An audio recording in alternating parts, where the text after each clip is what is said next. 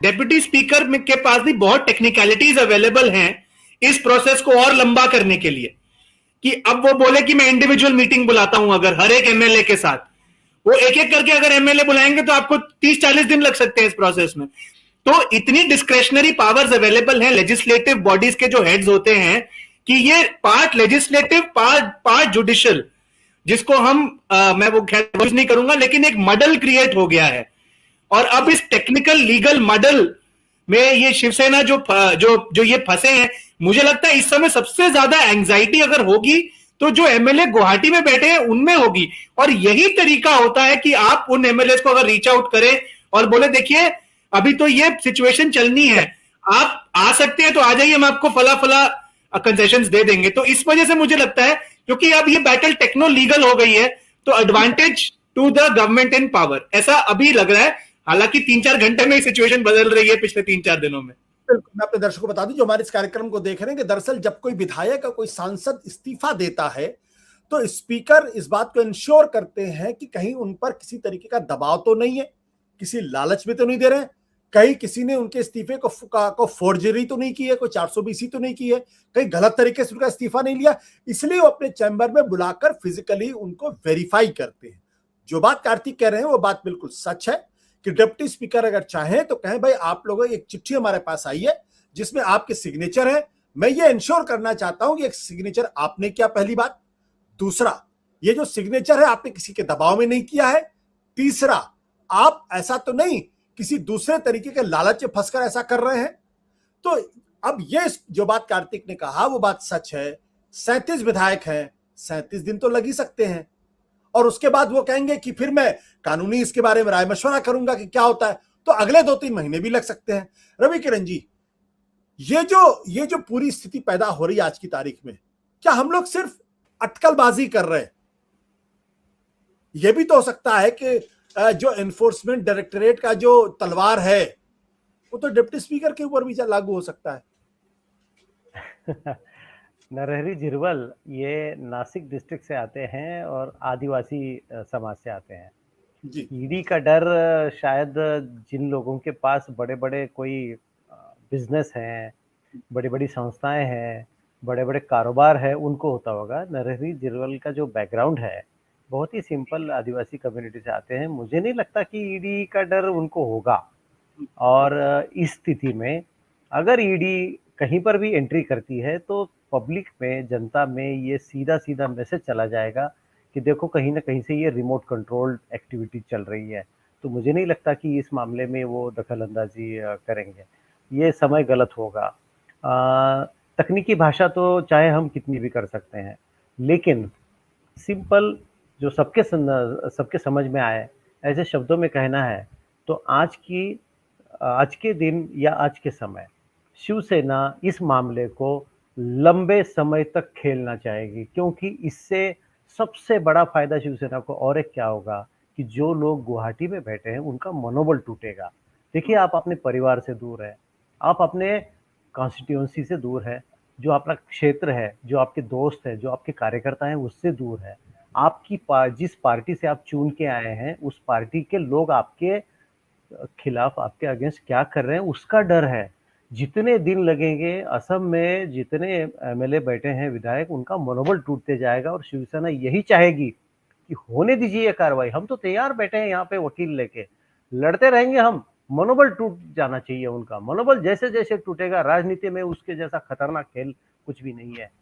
ये मुझे लगता है ये सबसे बड़ा।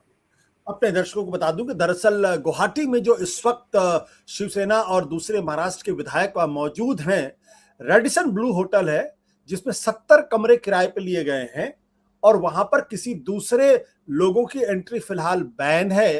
प्रतिदिन इन विधायकों के ऊपर होटल लॉजिंग का तकरीबन 10 लाख रुपए का खर्चा आ रहा है और प्रतिदिन 10 लाख रुपए कौन इस खर्चे को वहन कर रहा, मुझे तो इस बारे में कोई जानकारी नहीं। जाहिर सी बात है, आज की राजनीति में 10-15 लाख क्या होते हैं प्रतिदिन, कुछ भी नहीं होते। तो जो भी वहन कर रहा होगा वो आसानी से वहन कर रहा होगा। पर विवेक देशपांडे जी, आज तो सर एक बात जोड़ दूं, सॉरी, एक एक्सेप्शन है इसमें, जो रवि किरण जी कह रहे, जो मैं कह रहा था, एक वाइल्ड कार्ड इसमें हो सकता है, प्रेसिडेंट्स रूल।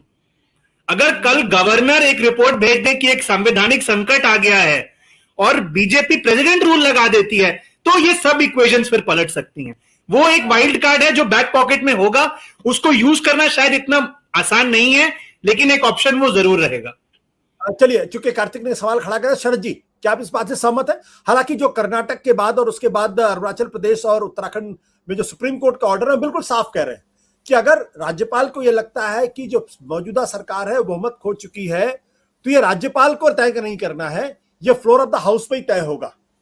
इसलिए अब अगर वो कोई बदमाशी करना चाहे तो बात बिल्कुल अलग। शरद जी देखिए, बोमई जजमेंट भी यही कहता है। बोमई मामले में सुप्रीम कोर्ट ने साफ कहा था कि साहब अगर शक्ति परीक्षण करना है तो उसके लिए गवर्नर हाउस सही जगह नहीं है, सही जगह विधानसभा या संसद का पटल है। तो अगर अंदर जो भी होता है, खैर हम अगर प्रेसिडेंट्स देखें तो कर्नाटक देख लीजिए, मध्य प्रदेश देख लीजिए, गोवा देख लीजिए, मणिपुर देख लीजिए, एक्सेप्ट राजस्थान, जहां जहां भी बीजेपी ने इस तरीके के कू अटेम्प्ट किए हैं वो अधिकतर जगह सक्सेसफुल रहे। लेकिन अधिकतर जगह, और इसमें एक ही फर्क है कि हर जगह बीजेपी ने जिनको तोड़ा उनके पास सफिशिएंट नंबर्स थे। तो यहाँ पे पहली चीज ये थी कि पहला जो उन्होंने बैच दिया वो 34 लोगों के नाम दिए थे जो 1/3 नहीं होते। तो अगर उन्होंने 37 दिए होते तो पिक्चर अलग होती।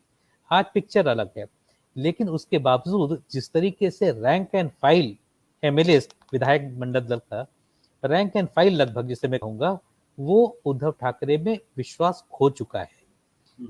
पार्टी जरूर उनके साथ है, अभी संगठन उनके साथ है।